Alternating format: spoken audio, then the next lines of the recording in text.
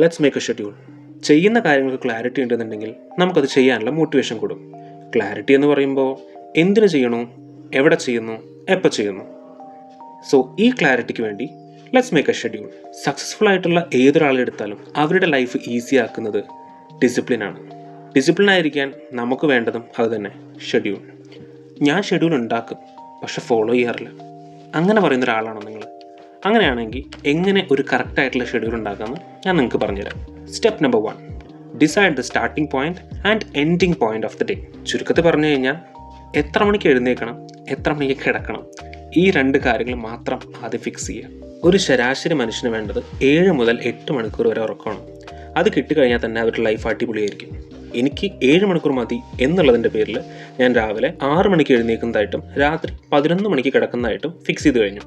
Step number 2, എന്തൊക്കെ activities നിങ്ങൾ ചെയ്യണം, അത് എന്തിനു ചെയ്യണം, ഈ 2 കാര്യത്തെക്കുറിച്ചും നല്ലൊരു അറിവുണ്ടാവണം. If the why is clear then the how is easy. എന്തിനാ ചെയ്യുന്നതെന്നുള്ള കാര്യത്തെക്കുറിച്ച് നല്ലൊരു ബോധം ഉണ്ടെന്നുണ്ടെങ്കിൽ എങ്ങനെ ചെയ്യുന്നുള്ള കാര്യത്തെക്കുറിച്ച് നമുക്ക് എളുപ്പത്തിലൊരു മാർക്കും കിട്ടും.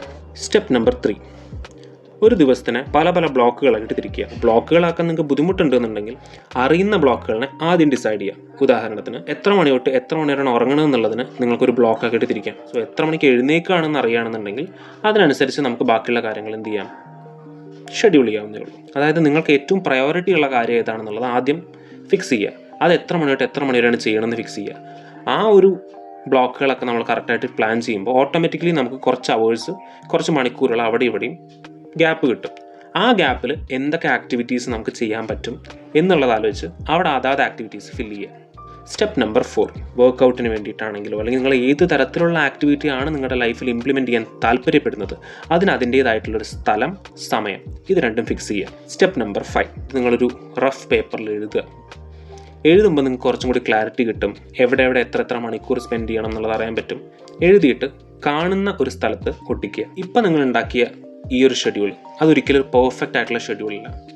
നിങ്ങൾ ഇംപ്ലിമെൻറ്റ് ചെയ്ത് വരുമ്പോൾ അതിൽ ചെറിയ അഡ്ജസ്റ്റ്മെൻറ്റ്സ് വരുത്താൻ നിങ്ങൾക്ക് തോന്നും. ആ അഡ്ജസ്റ്റ്മെൻറ്റ്സ് വരുന്നതിലൂടെ ആ ഒരു ആക്ടിവിറ്റി കുറച്ചും കൂടി നന്നായി എഫക്റ്റീവായിട്ടാണ് വർക്ക് ചെയ്യണമെന്നുണ്ടെങ്കിൽ ഉറപ്പായിട്ടും ആ അഡ്ജസ്റ്റ്മെൻറ്റ്സ് നിങ്ങൾക്ക് വരുത്താവുന്നതാണ്. If discipline gives you freedom, schedule gives you inner peace. So stay disciplined, come back stronger.